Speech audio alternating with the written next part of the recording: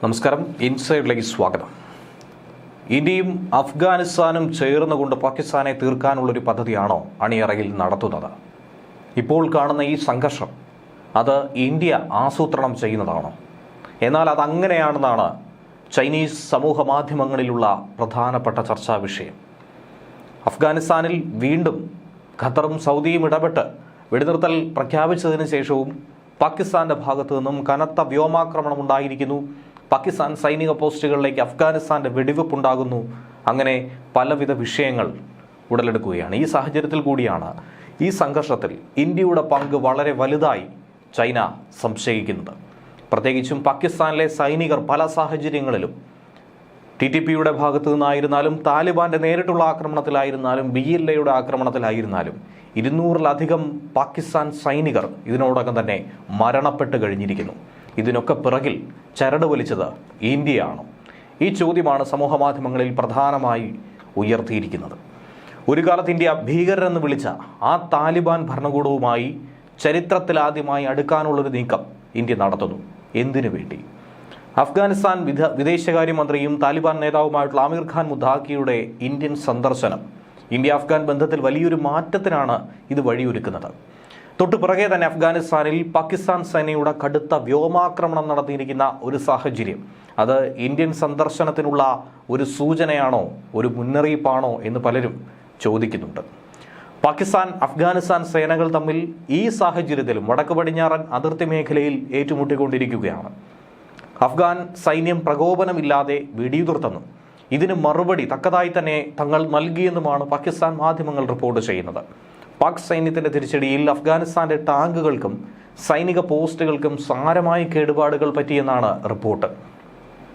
അഫ്ഗാനിസ്ഥാനിലെ ഖോസ്റ്റ് പ്രവിശ്യയിലെ deputy police വക്താവ് ഏറ്റുമുട്ടലിനെക്കുറിച്ചുള്ള വിവരങ്ങൾ മാധ്യമങ്ങൾക്ക് പങ്കുവച്ചിരിക്കുകയാണ്. ഈ ആഴ്ച ഇരു രാജ്യങ്ങളും തമ്മിൽ അതിർത്തിയിൽ വെടിവെപ്പ് നടക്കുന്നത് ഇതിപ്പോൾ 2ാം തവണയാണ്. അഫ്ഗാൻ സൈന്യവും പാകിസ്ഥാൻ താലിബാനും ചേർന്ന് പ്രകോപനമില്ലാതെ ഒരു പാകിസ്ഥാൻ പോസ്റ്റിന് നേരെ വെടിയുതിർത്തു എന്നാണ് പാക് മാധ്യമ റിപ്പോർട്ട്. ഖൈബർ പഖ്തൂൺഖ്വ പ്രവിശ്യയിലെ ഖുറം ജില്ലയിൽ പാക് സൈന്യം അതിശക്തമായി തന്നെ തിരിച്ചടിച്ചെന്നും റിപ്പോർട്ടുണ്ട്. പാകിസ്ഥാൻ താലിബാന്റെ പരിശീലന കേന്ദ്രം പാക് സൈന്യം നശിപ്പിച്ചെന്നും സുരക്ഷാ ഉദ്യോഗസ്ഥർ ഇക്കാര്യം ചൂണ്ടിക്കാട്ടിയിട്ടുണ്ട്. ശനിയാഴ്ച പാക് അഫ്ഗാൻ സൈന്യങ്ങൾ അതിർത്തിയിൽ അതിരൂക്ഷമായ ഏറ്റുമുട്ടൽ നടത്തിയിരുന്നു. ഇരു കൂട്ടർക്കും കനത്ത നാശനഷ്ടങ്ങളുണ്ടായി. ഒട്ടനവധി സൈനികർ കൊല്ലപ്പെട്ടുവെന്ന വാർത്ത പുറത്തു വന്നതിന് പിന്നാലെയാണ് വീണ്ടും ഒരു 2ാം ഭാഗം ആരംഭിച്ചിരിക്കുന്നത്.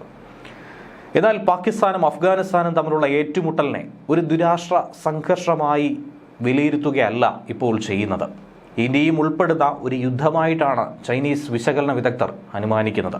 അതിന് പല കാരണങ്ങളും അവർ ചൂണ്ടിക്കാണിക്കുന്നുണ്ട്. താലിബാനുമായുള്ള ഇന്ത്യയുടെ വർദ്ധിച്ചു വരുന്ന ഇടപെടലായിരിക്കാം ഇതിന് കാരണം.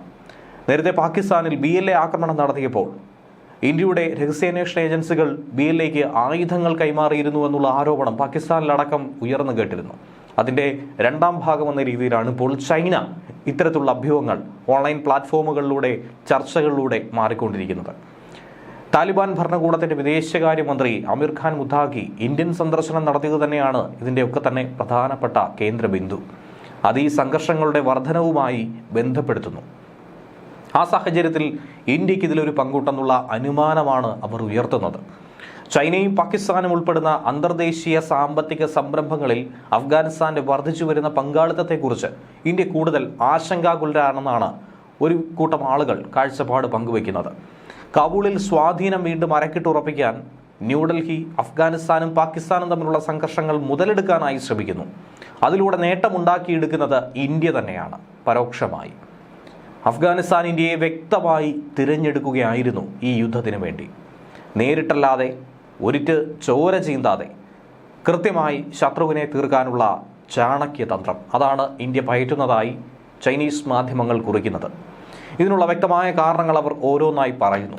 ഒരു ഭാഗത്ത് ഇന്ത്യയാണെന്നുണ്ടെങ്കിൽ മറുഭാഗത്ത് അഫ്ഗാനിസ്ഥാനാണ് പാകിസ്ഥാന്റെ പ്രധാനപ്പെട്ട ശത്രു. അതിർത്തിയിൽ ഇന്ത്യക്കെന്ന പോലെ തന്നെ അഫ്ഗാനിസ്ഥാൻ ഏറ്റവും വലിയ തലവേദനയായി പാകിസ്ഥാൻ മാറുന്നു.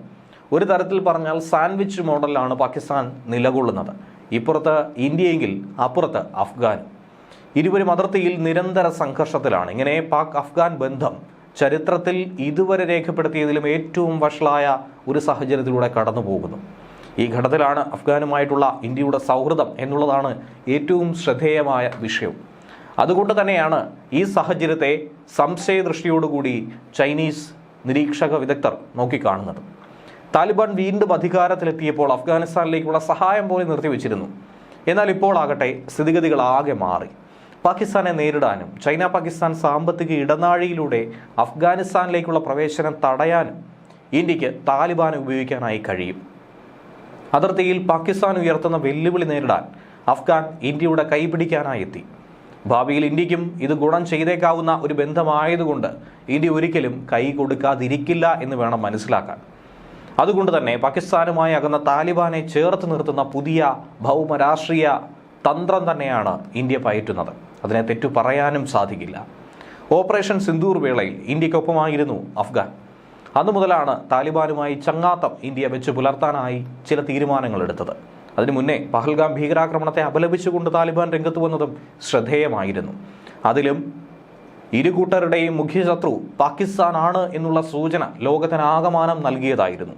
പാകിസ്ഥാനെ തള്ളിപ്പറഞ്ഞുകൊണ്ടെന്ന് ഇന്ത്യക്കൊപ്പം നിന്ന അഫ്ഗാന്റെ ഈ നിലപാടുകൾ ഇന്ത്യ അഫ്ഗാൻ ബന്ധത്തിലുണ്ടായ ഏറ്റവും കടുത്ത ഒരു നാഴികക്കല്ല് കൂടിയായിരുന്നു. നിർണായകമായ ആ മാറ്റത്തിന് അതായിരുന്നു വഴിയൊരുക്കിയത്.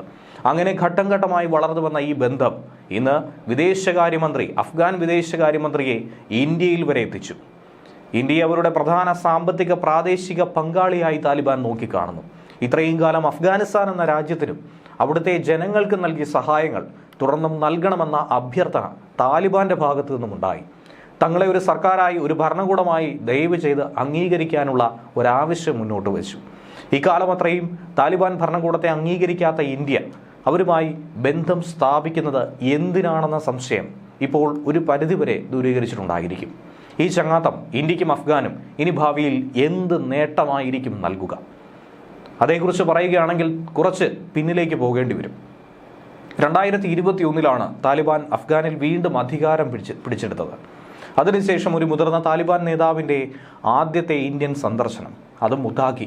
പ്രത്യേകിച്ചും ഈ സാഹചര്യത്തിൽ താലിബാനും പാകിസ്ഥാനും തമ്മിലുള്ള ബന്ധം കൂടുതൽ വഷളായപ്പോൾ മുതാഖിയുടെ ഇന്ത്യൻ സന്ദർശനത്തെ താലിബാൻ ഒരു സംരക്ഷണ തന്ത്രമായി കണ്ടുവെന്നാണ് വെയ്ബോയിലെ പലരും അഭിപ്രായങ്ങൾ പങ്കുവച്ചിരിക്കുന്നത്. ഇത് ഇന്ത്യയുടെ അഫ്ഗാനിസ്ഥാൻ നയതന്ത്രത്തിലെ പ്രായോഗികതയിലേക്കുള്ള ഒരു മാറ്റത്തെയാണ് എടുത്തു കാണിക്കുന്നത്. ഭീകരവാദവുമായി ബന്ധപ്പെട്ട് ഐക്യരാഷ്ട്രസഭ ഉപരോധ പട്ടികയിൽ ഉൾപ്പെടുത്തിയിട്ടുള്ള ആളുകൂടിയാണ് മുതാഖി. യാത്രാവിലക്ക് ഉൾപ്പെടെ നിലനിൽക്കെ ഒരു പ്രത്യേക ഇളവ് വഴിയാണ് മുതാഖി ഇന്ത്യയിലേക്കുള്ള ഈ യാത്ര സാധ്യമാക്കിയെടുത്തത്. അങ്ങനെ അത്രയധികം ബുദ്ധിമുട്ടി ഇന്ത്യയിലേക്ക് എത്തിയിട്ടുണ്ടെങ്കിൽ ആ കാര്യം സാധിച്ച് തിരിച്ചു പോകണമെന്ന നിശ്ചയദാർഢ്യവും പിടിവാശിയും താലിബാൻ ഉണ്ട് എന്ന് തന്നെയാണ് കരുതേണ്ടത്. അതിനെന്ത് വിട്ടുവീഴ്ചയും ഇന്ത്യയുമായി ചെയ്യാൻ അവർ തയ്യാറുമാണ്. വ്യാപാര സാമ്പത്തിക നയതന്ത്ര കാര്യങ്ങളിലടക്കം ഇന്ത്യയുമായി ചർച്ച നടത്തിയിട്ടുണ്ടെന്നാണ് മനസ്സിലാക്കാൻ കഴിയുന്നത്. താലിബാൻ അധികാരത്തിൽ വന്നപ്പോൾ അടച്ചുപൂട്ടിയിട്ടുള്ള കാബൂളിലെ ഇന്ത്യൻ എംബസി പൂർണ്ണ സജ്ജമായി തുറക്കുമെന്ന വിദേശകാര്യമന്ത്രി എസ് ജയശങ്കറിന്റെ പ്രഖ്യാപനം പിറകെ എത്തിയതും ഏവർക്കും ഞെട്ടലുണ്ടാക്കിയതായിരുന്നു. ഇപ്പോഴത്തെ ഭൗമരാഷ്ട്രീയ കാലത്തെ ഇന്ത്യയുടെ പുതിയ നയതന്ത്ര നീക്കമായി പലരും ഇതിനെ ചൂണ്ടിക്കാട്ടി. എന്നാൽ ഇപ്പോൾ രസകരമെന്ന് പറയട്ടെ, ഒട്ടനവധി ചൈനീസ് ഇന്റർനെറ്റ് ഉപയോക്താക്കൾ താലിബാനെ ഇന്ന് സൗഹൃദ രാഷ്ട്രമായി നോക്കിക്കാണുന്നില്ല. പകരം ഒരു ഭീകര സംഘടനയായി താലിബാനെ പരാമർശിച്ച് പറയുകയാണ്.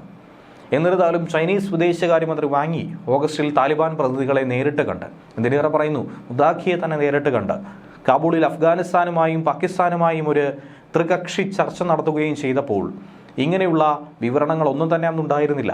ഒരു രാഷ്ട്രമായി, ഒരു ഭരണകൂടമായി, ഭരണാധികാരികളായി അവരെ ചൈനീസ് പ്രതിനിധികൾ നോക്കിക്കണ്ടിരുന്നു. പക്ഷേ അവിടുത്തെ ജനത ഇപ്പോൾ തിരിച്ചാണ് കാണുന്നത് എന്ന് വേണം മനസ്സിലാക്കാൻ. അതിൽ അതിശയമൊന്നും തന്നെ പറയാനില്ല. കാരണം 2021 താലിബാൻ അധികാരം പിടിച്ചപ്പോൾ ആദ്യമായി താലിബാനെ അംഗീകരിച്ചത് പാകിസ്ഥാനായിരുന്നു. എന്നാൽ ഇപ്പോൾ കൺവെട്ടത്ത് പോലും കാണാൻ പാടില്ലാത്ത ശത്രു എന്നാണ് നിലവിൽ പാകിസ്ഥാൻ താലിബാനെ വിശേഷിപ്പിക്കുന്നത്. താലിബാനുമായി അടുത്തത് വഴി ഇന്ത്യ നോട്ടമിടുന്നത് പല പല നേട്ടങ്ങളാണ്. 2001 US അധിനിവേശത്തിന് ശേഷം അഫ്ഗാന്റെ പുനർനിർമ്മാണത്തിന് വേണ്ടി ഭീമമായ തുക ചെലവിട്ട ഇന്ത്യക്ക് അതിന്റെ നേട്ടങ്ങൾ ഇനിയെങ്കിലും നേടണമെങ്കിൽ ഇപ്പോഴത്തെ ഭരണകൂടവുമായി നല്ലൊരു ബന്ധം സ്ഥാപിച്ച് മതിയാകും. സുരക്ഷ തന്നെയാണ് ഏറ്റവും പ്രധാനപ്പെട്ട ആശങ്ക. അതിൽ വലിയ ഒരു പരിധിവരെ അഫ്ഗാൻ ഏറ്റെടുക്കാമെന്ന ഉറപ്പുകൂടി നൽകുന്നുണ്ട്. കാരണം പാകിസ്ഥാനിലെ ഭീകരതയ്ക്കെതിരെ ശക്തമായി തന്നെ കഴിഞ്ഞ ദിവസം താലിബാൻ വക്താവ് പറഞ്ഞത് തന്നെയാണ് ഇന്ത്യയെ കൂടുതൽ അടുപ്പിക്കുന്നത്. ലഷ്കർ-ഇ-തയ്ബ, ജെയ്ഷെ മുഹമ്മദ്, ഇസ്ലാമിക് സ്റ്റേറ്റ് തുടങ്ങിയ സംഘടനകൾ അതിർത്തി കടന്നുള്ള ഭീകരവാദത്തിന് അഫ്ഗാൻ മണ്ണ് ഉപയോഗിക്കുന്നത് ഒഴിവാക്കുക എന്നും താലിബാനുമായി അടുക്കാൻ ഇന്ത്യയെ പ്രേരിപ്പിച്ച മറ്റൊരു ഘടകമായിരുന്നു. അഫ്ഗാന്റെ മണ്ണിൽ ഇന്ത്യക്കെതിരായിട്ടുള്ള തീവ്രവാദം ഒരു കാരണവശാലും അനുവദിക്കില്ല എന്ന് താലിബാൻ ഉറപ്പ് നൽകിയിരിക്കുന്നു. പാകിസ്ഥാനോടും ശക്തമായി തന്നെ താലിബാൻ താക്കീത് നൽകുന്നു. ഇതുതന്നെയാണ് ഇന്ത്യയെ കൂടുതൽ ചേർത്ത് പിടിക്കുന്നത്. പാകിസ്ഥാൻ പ്രോത്സാഹനം നൽകുന്ന ഭീകരവാദ സംഘടനകൾക്കുള്ള ശക്തമായ താക്കീതായി ഇതിനെ നോക്കി കാണുന്നുണ്ട്. ചൈനീസ് ഓൺലൈൻ ചർച്ചകളും ഒട്ടനവധി സിദ്ധാന്തങ്ങളുമായി നിറഞ്ഞു നിൽക്കുന്ന ഈ സാഹചര്യത്തിൽ കാബൂളിലുണ്ടായിരിക്കുന്ന ഡ്രോൺ ആക്രമണങ്ങൾ മുതൽ ഡ്യൂറൻഡ് രേഖയിലെ പ്രതികാര ഷെല്ലാക്രമണം തൊട്ട് ഏറ്റവും ഒടുവിൽ ഇപ്പോൾ നടക്കുന്ന വ്യോമാക്രമണം വരെ ഇന്ത്യയുടെയും അമേരിക്കയുടെയും സാന്നിധ്യം വരെയാണ് ഈ സംഘർഷത്തിൽ പലരും ചൂണ്ടിക്കാണിക്കുന്നത്.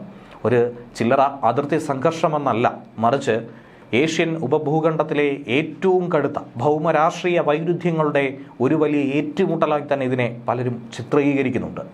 താലിബാന്റെ പ്രവർത്തനങ്ങൾ ഒരു നിഴൽ യുദ്ധത്തിൽ അവരുടെ പ്രധാനപ്പെട്ട പങ്ക്, പ്രത്യേകിച്ചും ഇന്ത്യയുടെ പങ്കിനെ അടയാളപ്പെടുത്തുന്നു എന്നാണ് ചില നിരൂപകർ, ചൈനീസ് നിരൂപകർ ചൂണ്ടിക്കാണിക്കുന്നത്. ദക്ഷിണേഷ്യയിൽ പാകിസ്ഥാനെ അടിച്ചമർത്തുക എന്നുള്ള ലക്ഷ്യം ഇന്ത്യക്കുണ്ട്. അതിനായി താലിബാനെ മുൻനിർത്തി കളിക്കുന്നു. നേരിട്ട് ഇടപെടാനുള്ള മാർഗം ഇന്ത്യക്കില്ല. അതുകൊണ്ടാണ് അതിർത്തി സംഘർഷങ്ങളുടെ പേരിൽ അഫ്ഗാനുമായി ചേർന്നുകൊണ്ട് ഇന്ത്യ ഈ നീക്കങ്ങൾ നടത്തുന്നതെന്നാണ് ചൈനീസ് മാധ്യമങ്ങൾ വിമർശിക്കുന്നത്. ചൈനീസ് നിരീക്ഷകരുടെ അഭിപ്രായമനുസരിച്ച് ഇന്ത്യ ഇപ്പോൾ അഫ്ഗാനിസ്ഥാനെ ഉപയോഗിച്ചുകൊണ്ട് പാകിസ്ഥാനെ നിയന്ത്രിക്കാനും പാകിസ്ഥാനെതിരെ പോരാടാനുമായിട്ടുള്ള ഒരു ശ്രമം തന്നെയാണ് നടത്തുന്നത്. ബാഹ്യശക്തികളുടെ പങ്കിനെക്കുറിച്ചുള്ള ഊഹാപോഹങ്ങൾക്ക് പുറമെ പാകിസ്ഥാൻ വ്യോമാക്രമണങ്ങളിൽ ഉപയോഗിക്കുന്ന റിയൽ ടൈം ടാർഗറ്റ് ഇൻ്റലിജൻസ് എന്ന സംവിധാനം, അത് അമേരിക്കൻ ഉപഗ്രഹങ്ങളിൽ നിന്നാണ് ഉത്ഭവിക്കുന്നതെന്ന് മറ്റു ചിലർ പറയുന്നുണ്ട്. അത്തരത്തിൽ അമേരിക്കയുടെയും അതുപോലെ തന്നെ ഇന്ത്യയുടെയും സഹായത്തോടെ ഈ ആക്രമണം നടക്കുമോ എന്ന ചോദ്യം പലരും ഉയർത്തുന്നുണ്ട്. എന്നാൽ അമേരിക്ക എങ്ങനെയാണ് ഒരു ഡബിൾ ഏജന്റ് എന്ന രീതിയിൽ പാകിസ്ഥാനൊപ്പവും അഫ്ഗാനിസ്ഥാനൊപ്പവും നിലകൊള്ളാനായി കഴിയുക? അക്കാര്യത്തിൽ ചില സംശയങ്ങൾ അവിടെ നിൽക്കുന്നുണ്ട്. പക്ഷേ ഇന്ത്യയുടെ കാര്യത്തിൽ അത്തരം ഒരു സംശയവും ചൈന പങ്കുവെക്കുന്നില്ല. ഉറപ്പിച്ചു തന്നെയാണ് പറയുന്നത് ഇതിന് പിന്നിൽ ഇന്ത്യയാണെന്ന്. അഫ്ഗാൻ ആഭ്യന്തര യുദ്ധസമയത്തും താലിബാന്റെ ആദ്യ ഭരണകാലത്തും ആ പ്രസ്ഥാനത്തോട് അകലം പാലിച്ച ഇന്ത്യയുടെ ഇപ്പോഴത്തെ നീക്കത്തിന് പിന്നിൽ നയതന്ത്രപരമായ പ്രായോഗിക പരിഗണനകൾ ഉണ്ടെന്നാണ് ഇതിലൂടെ ചുരുക്കം പറഞ്ഞു വെക്കുന്നത്. അഫ്ഗാനിൽ പാകിസ്ഥാന്റെ സ്വാധീനം സാധ്യമായ അത്രയും കുറയ്ക്കേണ്ടത് അത് ഇന്ത്യയുടെ താല്പര്യമാണ്, ആവശ്യമാണ്. അതനുസരിച്ചാണ് ഇപ്പോഴത്തെ കാര്യങ്ങളുടെ ഈ പോക്കും. താലിബാനുള്ളിൽ പാകിസ്ഥാൻ ഇപ്പോൾ പഴയ ആ സ്വാധീനമില്ല. ആ മേഖലയിൽ വർദ്ധിച്ചു വരുന്ന അമേരിക്ക പാകിസ്ഥാൻ ബന്ധം, അറബിക്കടലിൽ തുറമുഖം സ്ഥാപിക്കാനായി അമേരിക്ക പാകിസ്ഥാനെ ക്ഷണിച്ചതും അഫ്ഗാനെ സംബന്ധിച്ചൊരു തലവേദന തന്നെയാണ്. ആ സാഹചര്യത്തിൽ ഒരേ സമയം അമേരിക്കയെയും പാകിസ്ഥാനെയും അഫ്ഗാനും നേരിടേണ്ടി വരും. അങ്ങനെയെങ്കിൽ അതിന് ഇന്ത്യയുടെ കൂട്ടുകെട്ട് തന്നെയാണ് മുതൽക്കൂട്ടാവുന്നത്. അതിനൊപ്പം അഫ്ഗാനിലെ ബെഗ്രാം വ്യോമത്താവളം ആവശ്യപ്പെട്ടുകൊണ്ട് തന്നെ ട്രംപ് രംഗത്ത് വന്നതും അഫ്ഗാന് വലിയ വെല്ലുവിളിയാണ്. ശക്തമായി തന്നെ തിരിച്ചടിച്ചുവെങ്കിലും ഇക്കാര്യത്തിൽ അഫ്ഗാന് ഇനി ഭാവിയിൽ ഒരു ഭീഷണി ഉണ്ടാകുമെന്ന ഭയം നിലനിൽക്കുന്നുണ്ട്. ഇക്കാര്യത്തിലും അഫ്ഗാൻ അനുകൂലമായ നിലപാട് തന്നെയാണ് ഇന്ത്യയുടേത്. ഇറാൻ ഉൾപ്പെടുന്ന എണ്ണ പ്രകൃതിവാതക സമ്പന്നമായിട്ടുള്ള മധ്യേഷ്യൻ മേഖലയിലേക്കുള്ള ഏറ്റവും പ്രധാന കവാടമായി തന്നെയാണ് ഇന്ത്യ അഫ്ഗാനിസ്ഥാനെ നോക്കിക്കാണുന്നത്. പാകിസ്ഥാനെ മറികടന്നുകൊണ്ട് അഫ്ഗാനിസ്ഥാനിലൂടെ ഒരു വ്യാപാര ഇടനാഴിയാണ് ഇന്ത്യയുടെ ലക്ഷ്യം. ഇറാനിൽ ഇന്ത്യ നിർമ്മിക്കുന്ന ചബഹാർ തുറമുഖത്തോളം തന്നെ ഏറ്റവും പ്രാധാന്യം അർഹിക്കുന്നതാണ് അഫ്ഗാനുമായിട്ടുള്ള ഈ ബന്ധവും. ഈ തുറമുഖ നിർമ്മാണത്തിന്, ചബഹാർ തുറമുഖ നിർമ്മാണത്തിന് അടുത്തിടെ അമേരിക്കയുടെ ഉപരോധം വന്നത് ഇന്ത്യക്ക് ഒരു തിരിച്ചടിയായി മാറും എന്ന് വിലയിരുത്തിയിരുന്നു. ആ സാഹചര്യത്തിൽ അഫ്ഗാനുമായിട്ടുള്ള കൂട്ടുകെട്ട് കൂടുതൽ ബലപ്പെടുത്താൻ ഇന്ത്യയെ പ്രേരിപ്പിക്കുന്നുണ്ട്.